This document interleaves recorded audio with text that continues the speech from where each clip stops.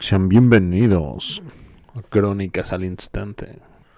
La avaricia y el interés francés en México a mediados del siglo XIX no pueden entenderse solo como una cuestión de deuda, sino como parte de un proyecto geopolítico mucho más amplio. Francia, bajo el mando de Napoleón III, buscaba reconstruir su prestigio imperial tras derrotas y tensiones en Europa. México representaba una oportunidad estratégica excepcional. Un país debilitado por décadas de guerras internas, con enormes recursos naturales, una ubicación clave entre dos océanos y sobre todo una frontera directa con los Estados Unidos, que en ese momento estaban distraídos por su guerra civil. Aunque la deuda francesa con México era relativamente pequeña en comparación con la inglesa o la española, Francia la utilizó como pretexto diplomático, a diferencia de España e Inglaterra, que buscaban principalmente garantías financieras y acuerdos comerciales. Francia planeaba una intervención permanente. El verdadero objetivo era imponer un gobierno afín a los intereses franceses, abrir nuevos mercados para su industria, controlar rutas comerciales, establecer una monarquía católica que sirviera de contrapeso a la influencia anglosajona en América. Napoleón III veía en México la posibilidad de crear un imperio satélite que asegurara materias primas, influencia cultural y una expansión del modelo francés de civilización. De ahí surge la idea de colocar a Maximiliano de Habsburgo como emperador, una figura que diera legitimidad europea al proyecto y facilitara la entrada capital, tropas y control político. Francia no solo buscaba cobrar, sino reordenar el poder en el continente americano, aprovechando el vacío momentáneo dejado por Estados Unidos. En ese sentido, la avaricia francesa fue en realidad una combinación de ambición imperial, oportunismo y cálculo estratégico. México no era visto como un socio, sino como un territorio a reorganizar bajo una nueva élite, con una narrativa civilizadora que justificara la ocupación. La resistencia republicana encabezada por Benito Juárez frustró ese proyecto, pero dejó claro que la intervención francesa fue uno de los últimos grandes intentos europeos por reinstalar imperios coloniales en América bajo un disfraz de deuda, orden y progreso. El 18 de diciembre de 1861, Benito Juárez respondió oficialmente a la invasión tripartita iniciada por España, Inglaterra y Francia, motivada por la suspensión de pagos de la deuda externa mexicana. Tras el triunfo liberal en la Guerra de Reforma y la batalla de Calpulalpan, en 1860 el país se encontraba en una situación económica crítica, sin recursos en la tesorería nacional. Inglaterra era el principal acreedor, seguida de España, mientras que la deuda con Francia era relativamente menor.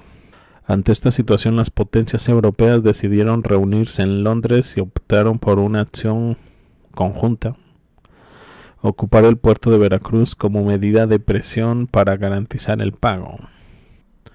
La primera fuerza en arribar fue la escuadra española comandada por Juan Prim y Prats, conde de Reus, debido a la cercanía cultural y lingüística con México, con la esperanza de facilitar una solución diplomática. Juárez dejó claro en su decreto que México no pretendía desconocer sus compromisos, sino solicitar tiempo para cumplirlos con los intereses correspondientes.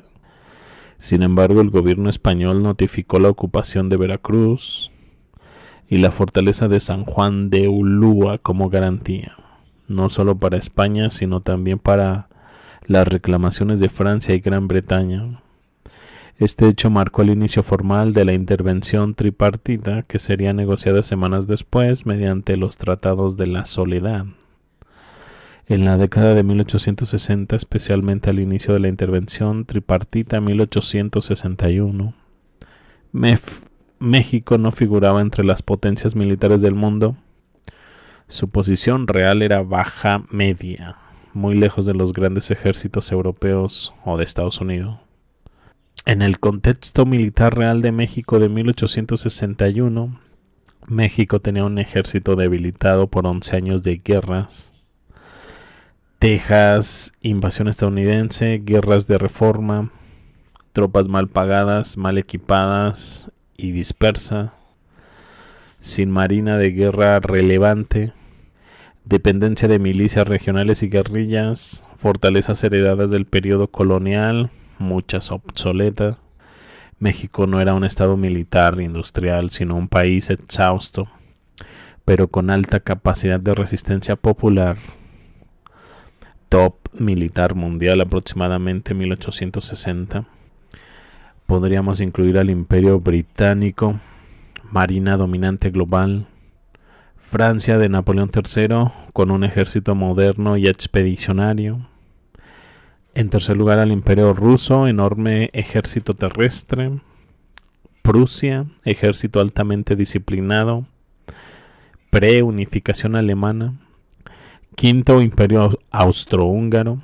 Y sexto, Estados Unidos en guerra civil, pero con gran capacidad industrial. México estaba muy por debajo de este bloque.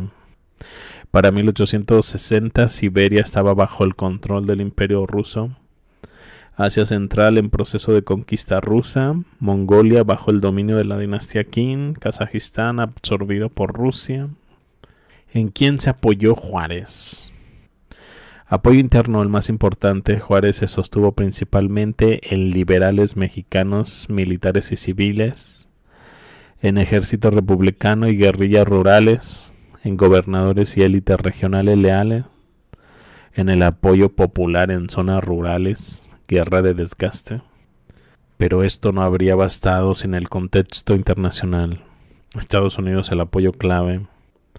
El respaldo decisivo reconoció al gobierno de Juárez como legítimo, permitió la compra de armas, toleró el reclutamiento de voluntarios, presión diplomática sobre Francia. Pero ojo, durante 1861 y 1865 Estados Unidos estaba en su guerra civil, así que no pudo intervenir directamente. Eso retrasó la ayuda, pero no la anuló. ¿Qué guerras europeas ayudaron indirectamente a Juárez? Guerra Civil de Estados Unidos 1861-1865, aunque no es europea, fue la más decisiva. Mientras duró, Francia pudo intervenir en México sin temor inmediato. Cuando terminó, Estados Unidos amenazó a Francia, envió tropas a la frontera, aplicó la doctrina Monroe, vendió armas a Juárez. Esto obligó a Napoleón III a retirarse. 2. Crisis europea de Francia 1864-1871. Francia estaba atrapada en Europa. La unificación alemana liderada por Prusia, tensiones crecientes con Prusia, Austria, Italia. Napoleón III necesitaba tropas en Europa, no en México. La guerra austro-prusiana 1866, clave absoluta. Prusia derrota a Austria. El equilibrio europeo colapsa. Francia queda aislada y vulnerable. Francia retira tropas de México en 1866. La guerra franco-prusiana de 1870. El golpe final, aunque Juárez ya había ganado, Francia es derrotada, Napoleón III es capturado, el Segundo Imperio francés colapsa. Confirma que Francia jamás podría volver a México. ¿Quién le ganó realmente a Maximiliano? No fue solo Juárez, fue una convergencia histórica, resistencia mexicana, presión estadounidense, ascenso prusiano, debilitamiento francés, el tiempo jugando contra el invasor. Juárez ganó porque resistió el tiempo suficiente, se alineó con Estados Unidos, supo no rendirse mientras Europa ardía. Sean bienvenidos a Crónicas al Instante. Por cierto, me topé con este atlas de las naciones de las mismas épocas. Me parece que es japonés, ya que está en el foco central de este atlas de las naciones. En un acercamiento chequen por aquí la bandera para China, la Cochinchina. ¿Qué les parecen? La Qin Dinastía Imperial. ¿A qué banderas les recuerdan? Tiene muy mala calidad, eso sí.